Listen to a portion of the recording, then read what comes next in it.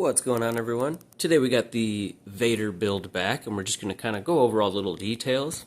You may have seen this on the Jacob R channel, or you're new here, or you've already seen several videos on this Xbox. To do a video similar to this one, but we kind of just talked about the loop itself and what all went into making all of this stuff fit inside of an Xbox 360. And of course, we were always expecting comments to say that the price on this, $800, is ridiculous. But we're going to go through all little details, including some stuff that maybe wasn't shown in the Jacob R video, or just other things that were incorrect. Like this actually is a button. No, it's not. I'm just kidding. And you also get to see why exactly things were placed in certain areas. We're going to show you the condition of this shell when we started this project. And no, I didn't myself cut a window here just to put a smoked tinted glass panel in here when this is already a smoke clear shell. If this wasn't already cut out, I probably wouldn't have cut it, honestly. $800 now. I already want to kind of adjust that because we have already brought it down to $750. Brought it down because I asked if he needed any of the cables, power cable, HDMI, have a cable for the controller, a couple other things. I'm like, if you don't want any of that stuff, we can just knock 50 bucks off of it. The price also does include the shipping. So that's going to include, obviously this needs to be very well protected, larger box, lots of stuffing. This actually weighs about 2 pounds more than a standard 360, and obviously we have to insure it for a pretty large amount.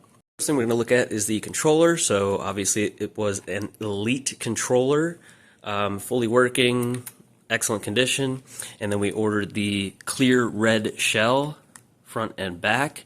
And then we actually ordered a whole another set of buttons, and I know this stuff is basically OEM, black bezel, D-pad, analog sticks.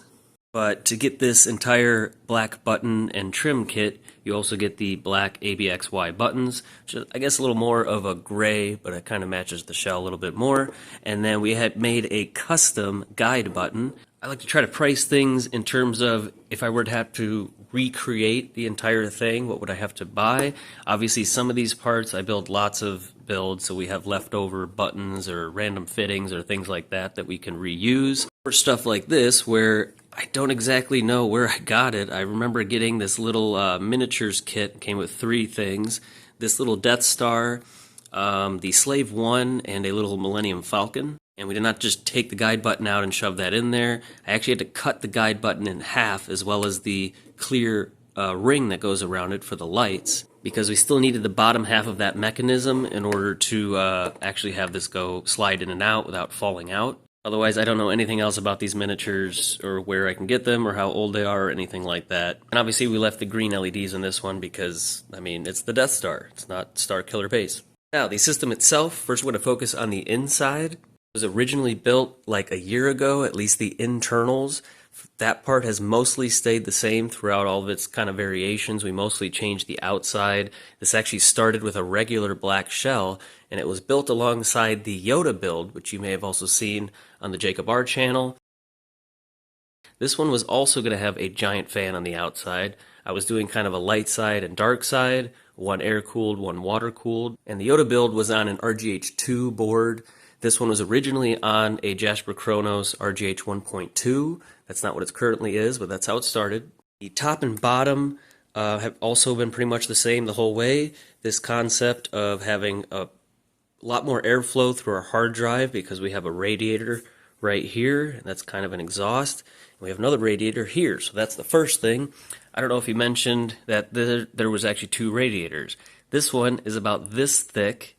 It is a dual 40.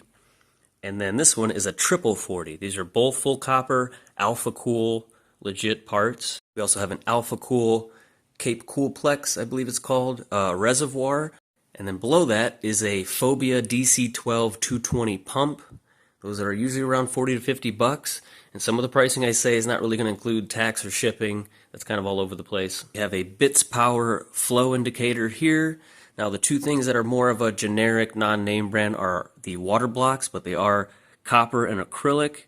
We have one with ports on the side for the GPU, and the bracket on that one really doesn't need to be modified at all to fit. And then the CPU one, it comes with a bracket that would have to be cut, or you can get another one of these and use that bracket on this one with a little bit of trimming. You're looking at around 40, 45 bucks for both of those water blocks. One's closer, was like under 20, the other one is closer to 30. This build here has 6 fans in it. I believe he also said this was a 120. This is actually a 140. I believe it was called the Scorpion. It has clear red blades with the same kind of smoke clear frame to kind of match the shell. And then we have 5 of these Ace UV reactive 40mm fans. I would have loved to get like all red, but they don't really exist anymore. It's hard to find the few that do exist. These ones are green and red, which obviously I thought matched the best out of all the options. Over here we have a Phobia. Is it Phobia or XSPC? I believe this is the Phobia one that has a switch on the back. You could technically change it from Celsius to Fahrenheit, but that is on a plug fitting that's coming right out the side of this radiator here. Before we go further, we'll talk about the hard drive problem. That was mainly what was shown, I guess, in that video, was that it loaded into the regular dashboard, which means it wasn't recognizing any hard drive.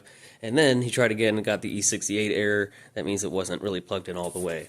Although I will say that was the first thing I put in the email, just give the hard drive a little push. Now I had that same issue with other XCM and Ghost shells. The Ruby Red had a similar problem. I think I had to trim just something a tiny bit and that one stopped doing it. I thought I kind of fixed it with this one, but clearly it just has this vent all the way across sitting up just a tiny bit higher than OEM. Even though these are all OEM parts here that were painted in this metallic red. That paint alone is like $10. Speaking of paint, the metal frame itself was painted anodized red. That's another $12 can of paint there. He did mention it looked like there was red LEDs right here. Those are actually all just regular bright white LEDs going down the side here. The red effect you're getting is it reflecting off of the painted shell. Or sorry, not the shell, the metal frame or chassis, if you will.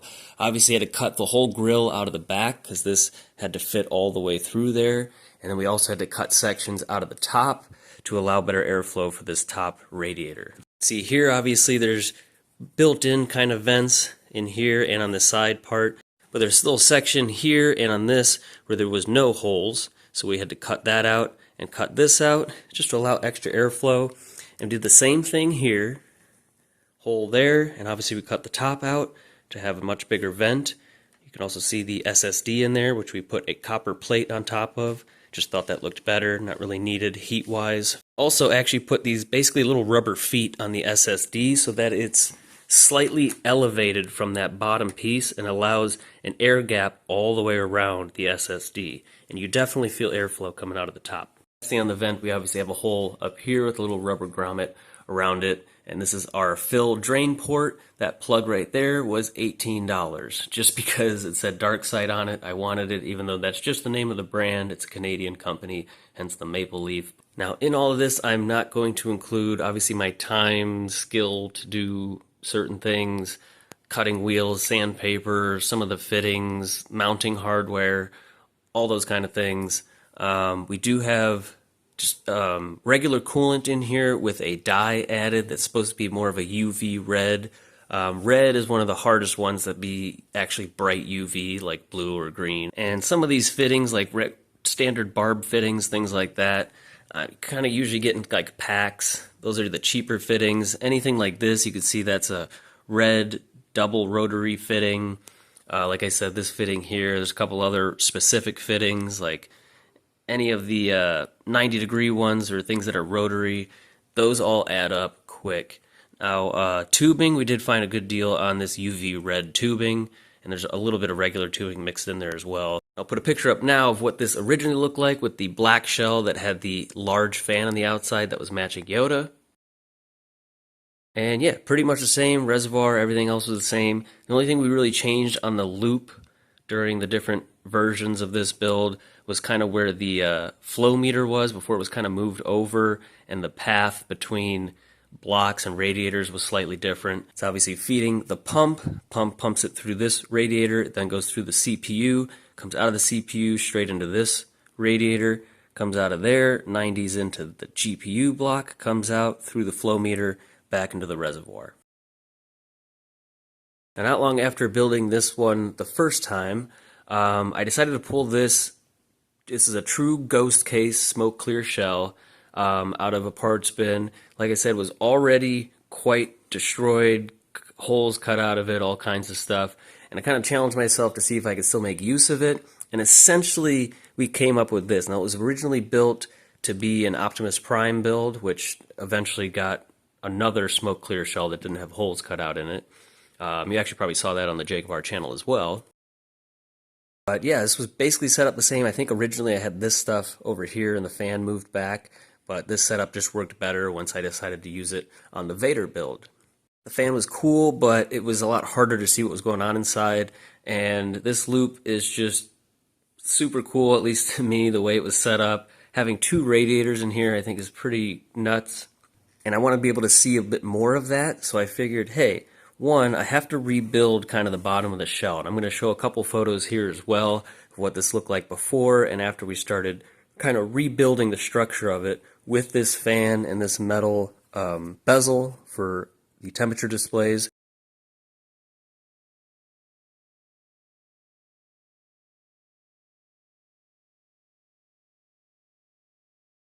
The first version also had two temperature monitors, one for the CPU and GPU, but obviously on modded system it's just not necessary. So this final version only has one temperature display that is, like I said, reading the water out of the radiator. He did sort of mention this at the beginning and said we'll look at it later. I don't think he did unless I missed it, but there is actually a Darth Vader helmet in there, and there is some subtle lighting in there that turns on with this switch that he showed. You know, you turn the switch on, you get your radiator or your temperature, and you get the green light that tried to place to look like it's coming out of this part of the Death Star. One thing the Yoda and Vader builds have in common, they both have these Soul Calibur faceplates, obviously the Vader one and the Yoda one. Prices for those are kind of all over the place, but I mean, they're not cheap. I know I got this one for probably a good deal because I'm pretty good at eBay, I'm not going to lie. But there are ones for upwards of $75. The Yoda ones are kind of all over the place as well. And those are even used ones. The ones I got, brand new in box. Now, I also had a Jasper Chronos with a zero fuse CPU that was in another build that had an internal 200mm fan. It was the Toxic build. I have videos on that one as well. But eventually I decided to swap the boards, and so this final version of Vader has the zero fuse CPU. That was another thing I thought, honestly, would be a pretty cool thing to mention on the review, but if you don't know what a zero fuse is, basically they were manufactured in Canada, and then they are shipped to Microsoft, and then they actually burn fuses. And basically what's that's doing is locking the CPU, right? It's almost like a parental control if you think of it that way. And those burnt fuses are pretty much why you have to do an RGH JTAG exploit mod for the system to run custom firmware. But when you get those CPUs direct from manufacturer before Microsoft has done anything to them, it's called a zero fuse. There's no burned fuses, and what that means is it can run any of that firmware without an RGH, JTAG, or any of those hacks. It can just inherently run custom firmware. As long as you got a hard drive with whatever you want on it, it's going to say, cool, let's run it. Pricing on those, again, hard to really say, but I'd be pretty surprised if you find a zero fuse system for under $200. What else? Other things that I won't necessarily mention, but they all, again, still add up. These are transfer decals. I had to buy each one of these. You can't Sith with us. Vader's helmet, and the TIE Fighter Advanced. Now, does that make it $800? No, but I mean, you know, $5 to $10 a piece for nice transfer decals like that, as well as all the dark side decals. There's one here. There was one on the top of this radiator. I went through a couple variations of the grill on the front of the fan. Eventually, I wanted this to be a little more visible, so we painted the inside with this kind of sparkly silver, just where the Death Star is, left the outside black. Honestly, this grill alone was like $20 that somebody 3D printed, or not 3D printed. This is laser cut acrylic. Kind of mixed that with this Bits Power UV red grill frame sort of deal, and it is meant to be the other way around, but I thought it was better this way with just a little bit more subtle on the red instead of having it not covered by the grill here. Now down here, like I said, we just found this switch. This was already a hole here, and I knew I wanted to have some stuff on a switch. Like I said, the green, didn't want that to just be on all the time. It looks really nice all red, but the switch, turning the green on here, your temperature displays, just to kind of help with longevity. There is a copious amount of LEDs in here as well. There's the one bright white one along the back. There's various UV LEDs, one inside the flow meter, one inside the reservoir to kind of help glow the fluid and the UV fans and tubing. There's another bright red LED strip like the one in the back, actually it's on the bottom here and just kind of illuminating the whole like motherboard area. Another thing in the video, he thought that like the LEDs weren't working or something, and he did actually send me a message with a picture of it. And I'm like, what could have possibly happened? Because I could see in the photos that everything was spinning. I'm like, there's no way. If these fans are spinning, they have LEDs built into them, the LEDs would be working. But yeah, that was just due to his very bright studio lights, I guess, which must be really, really bright. Because even in here with my light on and this running, you know, you can clearly see all the LEDs. But then he sent me another photo with the lights off. He's like, oh, okay, no, never mind, it's just the lights. And I'm like, wow, the difference between the photos, pretty intense. He's got some good lights in there. I do not. This is my phone. What else? The button on the back. Like I said, not a button. This is another hole that I realized almost perfectly fit one of these. And I'm like, that could be cool to put in here. And the other side of that was up front here. I realized the center light is Anakin's balls. And I just decided to remove the center LED completely, and then we put a red LED back here. So it kind of looks like we relocated that power indicator light to the back, and then we have the white ring on the outside, which I just thought matched the faceplate a lot better with these white highlight accents. Obviously used various acrylic and plexiglass. I believe the front panel is plexiglass with the lettering on it. And then this is the thicker acrylic with the tint, which is definitely more than plexiglass. Plexiglass, you can get sheets for pretty darn cheap. Acrylic, not so much. Getting a little more specific with the prices, as I said, the pump around 40 to 50, blocks around 40 bucks for both. The radiators, not cheap. You're looking at least $200 just for the radiators in this build. So between the Zero Fuse motherboard and the radiators, I mean, that's half of $800 right there, very easily. We can loop the reservoir in with the pump and blocks and say that that's basically another $100 right there. Now the shell is going to be harder to price. Obviously these kind of shells are extremely rare. People sell these for hundreds of dollars on eBay for around $450 to $500. I would say this one's worth maybe half of that if I'm being generous, because obviously one, it's not complete, there's no faceplate with it. The hard drive, which hard drives are crazy rare, and yeah, I know a few people that have them, they will never give them up. But it is still a Ghost case, it is still a genuine Ghost case brand shell, and it definitely adds a lot to the looks of this system. Now one more pretty important feature that makes a huge difference when you're planning out a build like this, and I don't think he's actually showed this with any of the water-cooled builds I've sent him, or really any of them, but I always make sure that you can still have it upright or horizontal, which does make a difference when you're figuring out your loop and making sure your pump is always being fed water, whichever orientation it's in.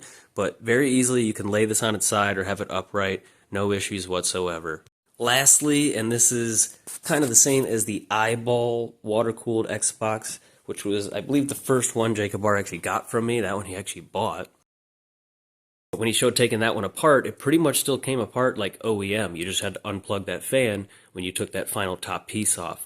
And that's basically the same as this one. You don't have to drain the water or anything. It's designed so all the panels come off around it, and then you're left with your chassis, motherboard, and the whole loop inside there to work on it. Yeah, I think it's pretty obvious to see how quickly this kind of stuff can add up. Like I said, half of it is just the board, radiators.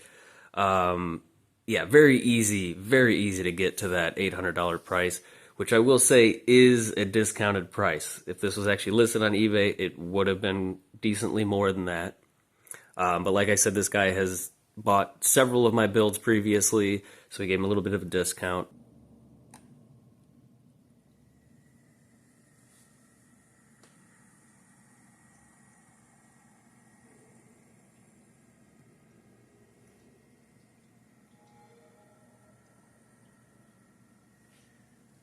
So it might be hard to show in here, but there's no chip, there's no wires soldered to the board or anything. It's just Zero Fuse CPU. We have the Steam logo there. And yeah, somebody also made a comment about putting all the work into the Xbox and we don't have some of the cover art. I will say I did add a bunch of extra games onto the hard drive right before I shipped this out to Mr. Jacob R. But I also think some of them just weren't really downloading. I might have to do some of them by hand. Now, one thing to note is the Zero Fuse CPU, not all the time, but some of them seem to just read a much higher temperature than what I believe it actually is. After doing numerous different testing, we've had lots of videos on the Zero Fuse versus the 1.2 and all that kind of stuff, which is part of the reason I wanted to switch these. We had this board, like I said, in the air-cooled build, and it was still reading up to almost 70. So I wanted to put it, I'm like, I'll just put it in the water-cooled build, even though it's definitely not actually that temperature. We did multiple tests. It's reading like 10 to 20 degrees warmer. It should be quite a bit closer to the GPU. When we had the 1.2 board in here, everything pretty much capped at 45, the chassis maybe 30. What we also have in here is a power splitter that's plugged into the OEM fan slot. It comes down here and it has 10 plug-in, 3-pin plug-ins. That's what all 6 fans are plugged into. And what that means is you can obviously still adjust the RPM of the fans in Dash Launch. Now we keep these still at, I believe 50% is what they're set to. The Ace fans do get pretty obnoxious. Honestly, even this one gets pretty noisy at like full 12 volts. But it's completely unnecessary to change them at all, really. They're fine at 50%. You can hear stuff happening. You can't really hear the pump at all. We made sure there's lots of cushion around that. You can see the white ring right there, which I guess even without the center LED, it's just a circle right around his nards there. And then the light. So you can see it's a white LED, but because of the red painted frame, it gives just a really cool effect. We will show you real quick where is Dash Launch? So 50%, that's what it's at.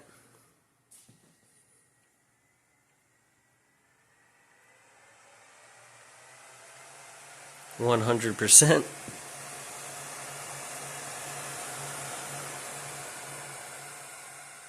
Now that's clearly going to keep everything at an even lower temperature, but it's just not necessary. And obviously the wiring on this was pretty intense. There's a lot of stuff wired up. 6 fans, temperature display, LEDs everywhere, the switch, which we'll turn on right here. There's that Vader helmet, water temperature, and your laser cannon, which doesn't actually fire. This part of the shell I just think is so cool because you can see through those corners there. That is, I think, pretty much everything. I probably missed a few things. If you have any questions, please leave a comment. Don't forget to not like, comment, or subscribe. Check out the membership, link in the description. Made it as cheap as I possibly could if you want to help support the channel, while also possibly winning giveaways. We already gave away a Grand Theft Auto 4 faceplate. I did miss last month's giveaway. We had just a whole mess of problems to deal with. But that giveaway will be a second prize for October's giveaway. We really don't have enough members to cover even the first giveaway we did yet, but I am committed to giving away the Pennywise custom Xbox 360 that we're giving away on Halloween. It is a pre-launch motherboard, totally unserviced. It is from Halloween 2005, 20th anniversary this Halloween. Actually got it right here. It is close to done. We have a few more decals Pennywise related to add here, but blood splatter everywhere, different colored panels on every side. We've got wood grain elements. Now we need quite a few members to actually cover this giveaway, but like I said, no matter what, we're giving it away. The whole point of the membership is not really to lose money. Hopefully we get enough to cover and continue to grow so we can keep giving stuff like this away instead of controllers, faceplates, and little things like that. Depending on how that giveaway goes, we could, which is also going to be a 20th anniversary build. This is the Need for Speed Most Wanted themed build. It's part of it. We can't do that one unless we do have a legit number of members, because this one has going to have clear blue elements. It's got, I mean, even the car we're putting on the top is like a $50 collector's item. We got lots of other cool water-cooled builds. We're going to do Breaking Bad, Snoop Dogg, so if you're into, you know, that kind of stuff, we're going to have those we're working on pretty soon. We've got a Mario build we're going to hopefully get finished up here real soon. I've got a little half and half build going on, as well as a Fast and Furious build. That's it. Thanks for watching. This is the faceplate for the BMW build. There's the hard drive. Yeah, pretty cool. Anyway, thanks for watching. See you in the next video.